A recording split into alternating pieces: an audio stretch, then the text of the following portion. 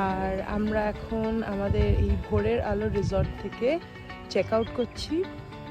খুব সুন্দর জায়গাটা, মানে খুব সিনিক। যদি কেউ মনে করেন যে 2-3 দিন এসে জাস্ট রেস্ট করবেন, খুবই ভালো লাগবে। দেখুন আমাদের কটেজটা ছিল ঠিক ওই যে দেখতে পাচ্ছেন পেছনের যে কটেজটা, ওটা আর তার পেছনেরটা এটা লেক ভিউ কটেজ।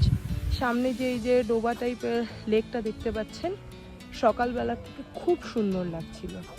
আর এই যে পথটা আছে এখানটা ধরে আমরা সামনের দিকে আস্তে আস্তে এগিয়ে যাব।